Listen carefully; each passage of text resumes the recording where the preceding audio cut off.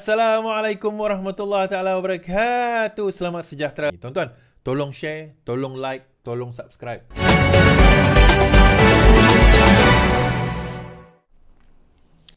Cerita Agus. Agus selesai beri keterangan di IPD Kajang.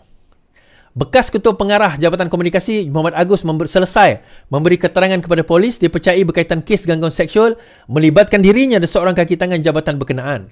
Dia tiba di Ibu Pejabat Polis IPD Kajang setelah selesai memberi keterangan pada 1.17 tengah hari. Muhammad Agus bagaimanapun enggan bertemu dengan media setelah memberi keterangan.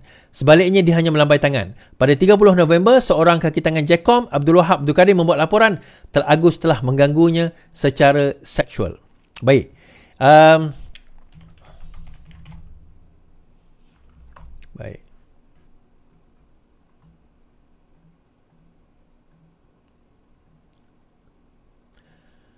Now, Agus, dia membawa cerita mengatakan, okey, dia macam ni bagi siapa yang tak mengikuti cerita ni pada awal, so saya ceritakan. Pada ada satu video tersebar berkenaan dengan Agus dan juga Wahab. Agus dan Wahab dikatakan perbualan secara intim dan lucah di antara mereka melalui WhatsApp call dan telah disebarkan oleh Cik Gubat. Untuk makluman, Cik Gubat juga telah menerima surat saman daripada Wahab pada 3 hari lepas dan juga Mr. H yang disebut di dalam kenyataan Wahab dan juga Prof Agus telah disebut telah diserahkan surat saman menurut pemberita. Okey. Kedua-duanya telah menerima surat saman. So, apa seterusnya kita akan tunggu kemudian. Namun begitu, mereka mengeluarkan, iaitu Agus dan juga Wahab telah mengeluarkan kenyataan bahawa video itu tidak benar. Okey, video itu tidak benar. Video itu telah diubah suai, diubah suai dan sebagainya. Namun, yang itu satu cerita. Persoalan dia, kenapa Wahab tiba-tiba bersetuju untuk nak apa orang kata trap Agus, Prof Agus.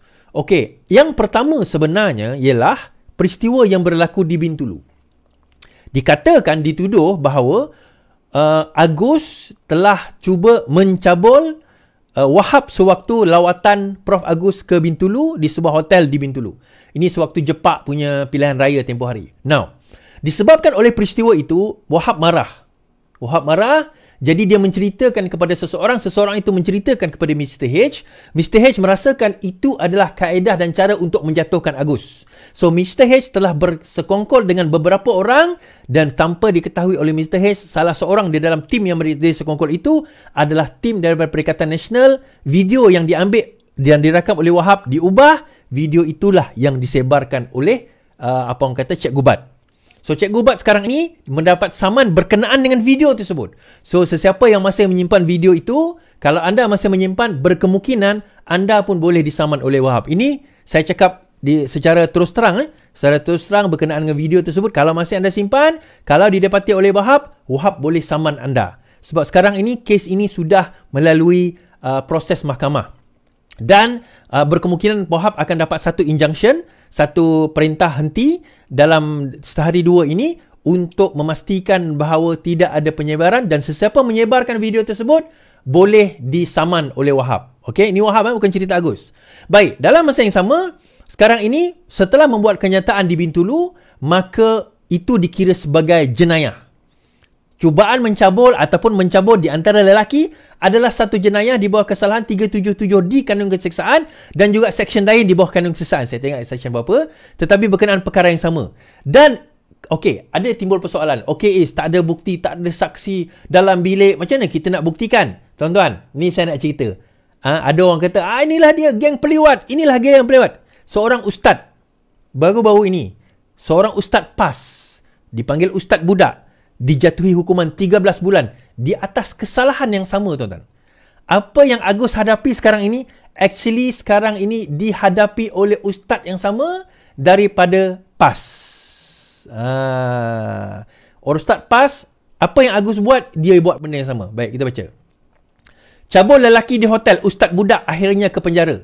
Seorang penceramah yang juga penyokong PAS yang digelar ustaz budak akhirnya perlu menjalani hukuman penjara 13 bulan atas kesalahan kelucahan melampau dengan mencium pipi dan mencabul seorang ahli perniagaan lelaki pada tahun 2020. Mahkamah Tinggi Kota Baru hari ini mengekalkan hukuman berkenaan ke atas Samsul Zaman Syukri yang juga pengusaha madrasah di Kelantan atas pertuduhan melakukan kelucahan melampau tersebut. Di mana tuan-tuan? Di sebuah hotel di Kota Baru, di mana? Di Kelantan. Datuk Muhammad Abazafri Muhammad Abbas membuat keputusan setelah menolak rayuan Ustaz Budak yang sebelum ini dijatuhkan hukuman penjara selama tempoh itu di Mahkamah Magistrate Kota Baru 9 Mac. Abazafri dalam pahamannya berkata, pihak mahkamah menolak 7 perkara yang dibangkitkan oleh Samsul yang merupakan perayu. Beliau berkata, perayu mendakwa keterangan mangsa tidak boleh dipercayai. Tetapi, Samsul Zaman tidak mempunyai bukti kukuh untuk menimbulkan keraguan dalam kes pendakwaan. Perayu juga gagal menimbulkan mens rea atau niat jahat dalam kes ini. Tetapi alasan penghakiman Mahkamah Magistrate termasuk nota keterangan menunjukkan ada tindakan dan niat perayu terhadap mangsa. Justru, Mahkamah Tinggi berpendapat hukuman yang ditetapkan adalah tepat dan memadai. Okey. Terdahulu, Ustaz Budak dilaporkan diperintah membela diri oleh Mahkamah Magistrate atas tuduhan melakukan kelucahan melampau dengan mencium pipi dan mencabul seorang ahli perniagaan lelaki di sebuah hotel pada akhir tahun 2020. Okey, tuan-tuan, ini dia. Ustaz Budak nafi join PAN, istiqamah dengan PAS sampai mati. Baik. So, kes yang sama sebenarnya daripada kes Agus ini, daripada kes Ustaz Budak ini, Ustaz Budak daripada PAS ini boleh digunakan oleh pendakwa raya untuk mendakwa Agus, dan berkemungkinan besar dia akan fall under the same category, dan berkemungkinan dia juga akan kena lah, akan kena berkenaan dengan kes ini. Jadi all in all, kita serahkan kepada berkemungkinan kita serahkan kepada evidence, biar mahkamah menentukan bersalah atau tidak. Itu adalah keputusan mahkamah. Kita hanya membacakan apa yang termaktub di dalam media. Baik.